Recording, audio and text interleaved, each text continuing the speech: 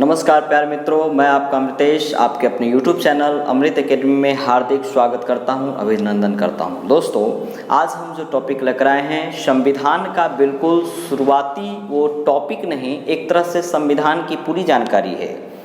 संविधान में बहुत सारे बच्चे इसमें फंसते हैं या नहीं जानते हैं या कन्फ्यूजन होता है कि आखिर में संविधान में विधायिका क्या होती है, कार्यपालिका क्या होती है और न्यायपालिका क्या होती है, इन सभी तीनों का क्या काम है और उसके अंतर्गत क्या क्या आते हैं या इसको किस लिए इसमें रखा गया है। आज उन सभी समस्याओं का आज हम इसमें समाधान करेंगे और आज के बाद आप इस वीडियो को देखने के बाद वो जो विधायिका, कार्यपालिका या न्यायपालिका से जो बेसिक्स जो जानकारी होती है वो सभी की सभी जो है से आपका क्लियर हो जाएगा। इसमें जो 3 टर्म हैं उसको जानने के पहले जैसे हम लोग जानते हैं संविधान का, इसमें 3 प्रकार से पूछे जाएंगे। एक होगा संविधान के प्रकार, संविधान के प्रकार, स्तंभ या संविधान की जो शाखाएं होती हैं। तो यहाँ जो संविधान हम लोग पढ़ रहे हैं या संविधान की जो स्तंभ है या उसके अंतर्गत कितने प्रकार में बांटा गया है उसको जानने के पहले संविधान जो है कहा किसे जाता है उसे समझते हैं। संविधान मूल रूप से सम और विधान से मिलकर बना है।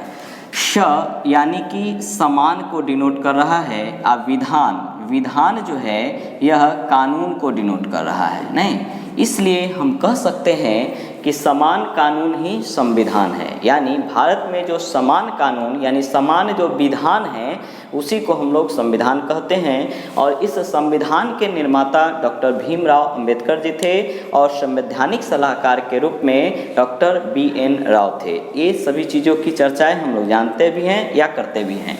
लेकिन ये समान जो कानून है यानी संविधान, इस संविधान के 4 स्तंभ कहलाते हैं। 4 स्तंभ यानी 4 जो है उसका पिलर है जो पूरे संविधान को चलाता है या पूरा जो संविधान है जो उसी 4 खंभे पर निर्भर है। वो कौन कौन से स्तंभ हैं उसे हम लोग देखते हैं। जैसे इस माध्यम से हम लोग देखते हैं, इस माध्यम से मतलब 4 जो इसके स्तंभ है, किसके? संविधान के 4 स्तंभ। हमेशा रखिएगा संविधान के कितने स्तंभ हैं, तो संविधान के 4 स्तंभ हैं, जिसमें एक स्तंभ कहलाता है कार्यपालिका। एक स्तंभ कौन है? कार्यपालिका। दूसरा जो स्तंभ है उसे कहा जाता है विधायिका। और तीसरा जो स्तंभ है उसे न्यायपालिका के नाम से जानते हैं। तो आपसे अगर पूछा जाए कि संविधान के कितने स्तंभ हैं, तो 4 स्तंभ है, जिसमें पहला स्तंभ कौन है? कार्यपालिका, दूसरा है विधायिका और तीसरा है न्यायपालिका। तो फिर चौथा स्तंभ कौन है? तो चौथा जो स्तंभ है उसी को कहा जाता है प्रेस। यानी चौथा स्तंभ किसे कहा गया है? तो चौथा स्तंभ है प्रेस। और ये लाइन बहुत पूछे जाते हैं कि सीधा पूछा जाएगा चौथा स्तंभ के नाम से किसे जाना जाता है? तो प्रेस यानी मीडिया को। तो ये 4 स्तंभ हो गए। इसी 4 जो है एक तरह से संविधान का पिलर के रूप में काम करता है, जिसमें पहला जो पिलर यानी स्तंभ है कार्यपालिका, दूसरा है विधायिका, तीसरा है न्यायपालिका और चौथा और सबसे मजबूत स्तंभ जो है प्रेस है, जिसे कि बोलने की स्वतंत्रता अनुच्छेद 19 का ए के तहत दिया गया है। इन सभी का जो है इन सभी का काम एक ही है, न्याय के साथ कानून को चलाने में सहयोग करना। बस यही इसका मेन काम है। अब आते हैं, हम लोग जानते हैं कार्यपालिका, विधायिका, न्यायपालिका यह होते क्या हैं।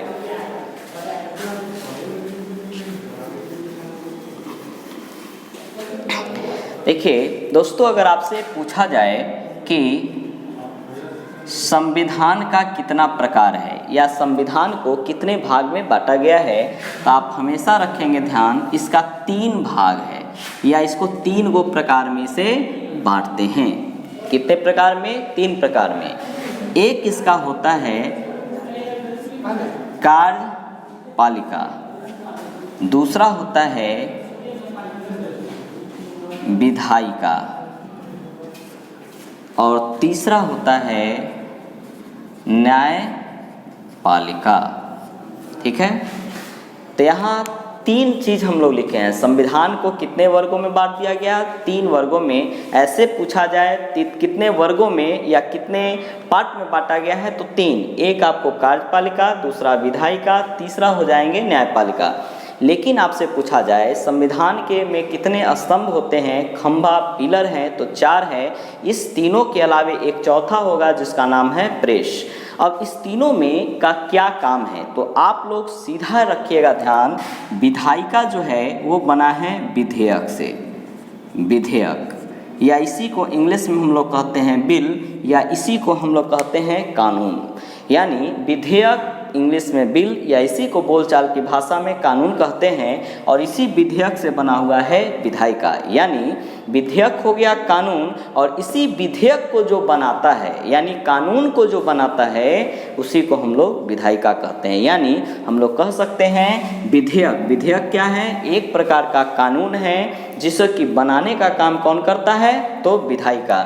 यानी यह क्या करेगा? तो कानून बनाएगा, कानून बनाना। इसको याद करने में आसान होगा कि सीधे रखिएगा कि यह विधेयक को बनाता है, कानून बनाता है। अब बनाएगा जो कानून या विधेयक, उसको कहेंगे विधायिका। तो इसे जो लागू करता है उसी को कहा जाता है क्या? तो कार्यपालिका। तो हमेशा रखेंगे ध्यान, जो विधेयक को लागू करता है उसे कहते हैं कार्यपालिका। तो यहाँ 2 टर्म तो क्लियर हो गए। विधायिका किसे कहते हैं? जो विधेयक को बनाता है। जो विधेयक को लागू करता है उसे कहते हैं कार्यपालिका। और इस लागू करने में, विधेयक को लागू करने में अगर किसी प्रकार की न्यायिक अगर ज़रूरत होती है तब जो है न्यायपालिका उसमें मदद करता है। यानी न्यायिक समस्या अगर आती है, उसको लागू करने में किसी तरह का व्यवधान होता है, तो न्यायपालिका उसे समस्या का समाधान करता है। तो तीनों टर्म आप समझ सकते हैं। विधायिका जो विधेयक बनाता है, कार्यपालिका जो विधेयक को लागू करता है, और न्यायपालिका विधेयक को लागू करने में किसी प्रकार की न्यायिक समस्या आने पर उसे समाधान करने में सहायता करता है। अब इसके भी अन्य प्रकार है जिसमें देखेंगे हम लोग। कार्यपालिका सबसे पहले, कार्यपालिका को अगर पूछा जाए तो इसको 2 स्तर में बांटा गया है। कार्यपालिका 2 स्तर के होते हैं। एक होते हैं अस्थाई, अस्थाई कार्यपालिका, दूसरा होंगे अस्थाई कार्यपालिका। कार्यपालिका 2 अस्थाई, परमानेंट, और नहीं तो टेम्पोररी। अस्थाई कार्यपालिका किसे कहते हैं? जिसकी सेवा नियमित होती है या निश्चित होती है। जैसे 5 साल के, जैसे निश्चित एक यहाँ जैसे अस्थाई कार्यपालिका और अस्थाई। अस्थाई, अस्थाई उसे कहेंगे जिसकी सेवा नियमित हो। जैसे कोई व्यक्ति अगर किसी पद पर जाता है तो वो 60 ईयर, 62, 65 इस सब इतने वर्षों के लिए चुना गया, यानी उसकी सेवा नियमित है, उसे रखा जाएगा अस्थाई कार्यपालिका में। लेकिन अस्थाई कार्यपालिका वैसे को कहलाता है जिसकी सेवा नियमित नहीं हो, यानी जो 5 साल, 6 साल इत्यादि समय के लिए चुने जाते हैं। यानी आप लोग इस दोनों में कह सकते हैं अस्थाई कार्यपालिका उसे कहते हैं जिसकी सेवा नियमित नहीं होती है। जैसे आप लोग कह सकते हैं इसमें कि 5 साल, 6 साल इत्यादि समय के जो चुने जाते हैं। अस्थाई कार्यपालिका उसे कहते हैं जिसकी सेवा नियमित होती है। जैसे 60 ईयर्स के लिए कोई भी गवर्नमेंट जॉब में जाते हैं, 65 या अन्य इस तरह का जो है सेवा नियमित है कि उसके पहले ये नहीं हट सकते हैं जब तक यह अपने पद से त्याग नहीं दे या हट नहीं जाए। नहीं, अब देखा जाए अस्थाई यानी कि जो अस्थाई कार्यपालिका है, इसी के अंतर्गत जितने भी IAS ऑफिसर हैं वो सब आते हैं, IPS आते हैं, इसी के अंतर्गत IRS आते हैं। मतलब जितने भी प्रशासनिक पदाधिकारी हैं वो सभी इसके अंतर्गत आते हैं, जिसकी सेवा नियमित है 60, 62, 65 इत्यादि समय के लिए। लेकिन अस्थाई कार्यपालिका उसे कहते हैं जिसकी सेवा नियमित नहीं है, 4, 5, 6 साल इत्यादि समय के लिए जो हो।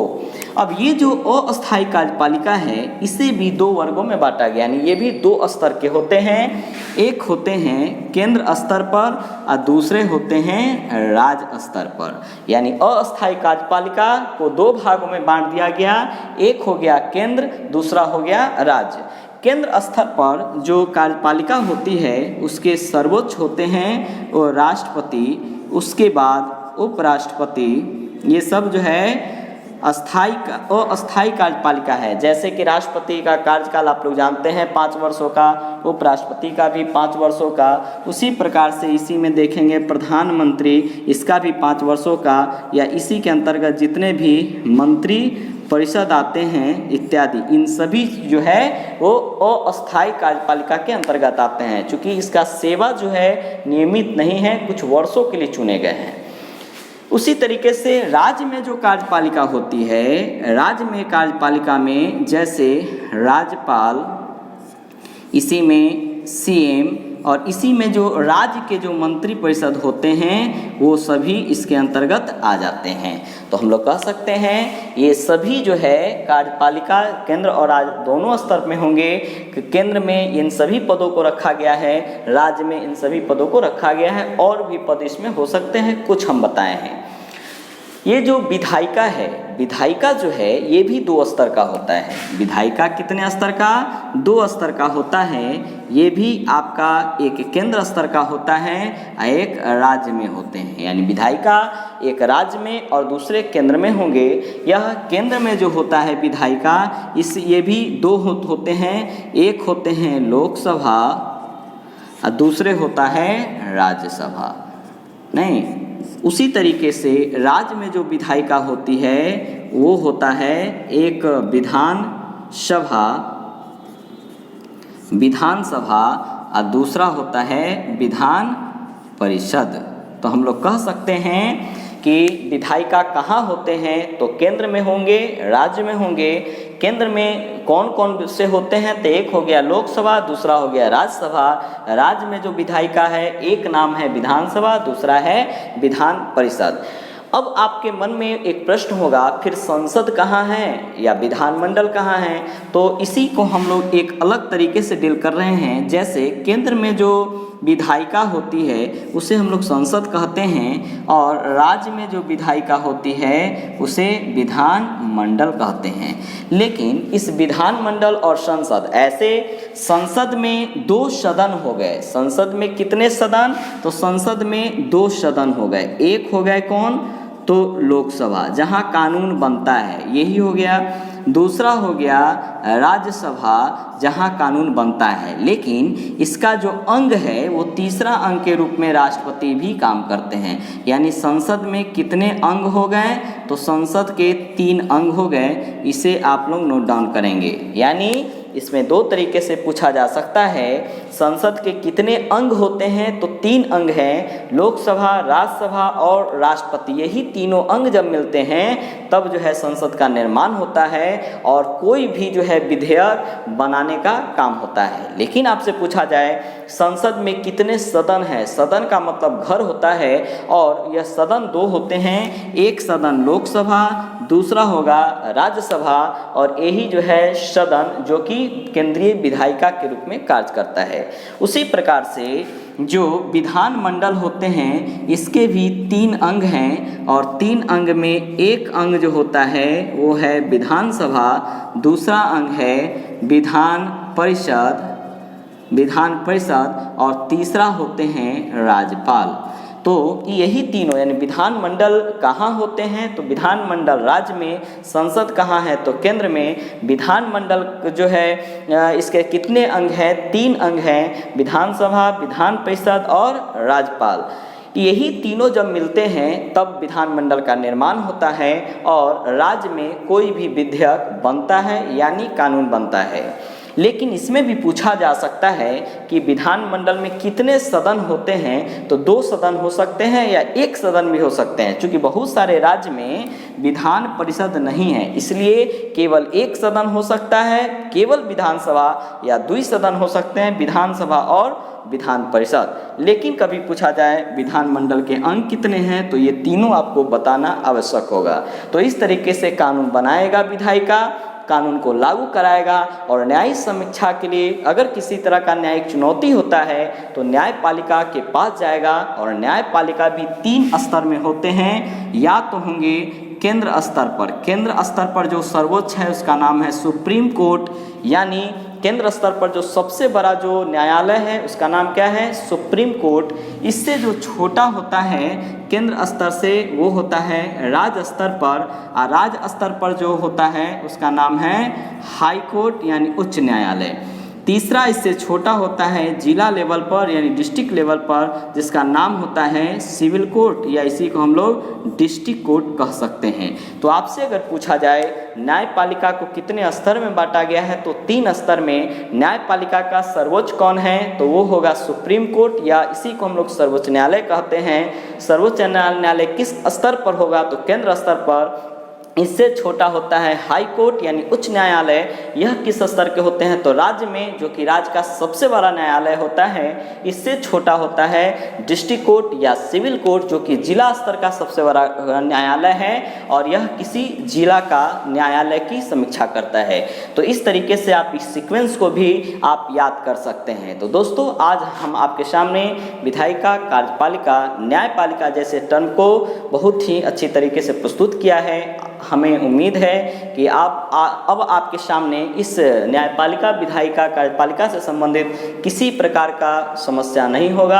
आप इस वीडियो को देखें, और इसी तरह का वीडियो मैं अगली बार निश्चित लाऊंगा, और लोकसभा, राज्यसभा इन सभी चैप्टर के आपके सामने में मैं एक एक करके प्रस्तुत करूंगा। धन्यवाद।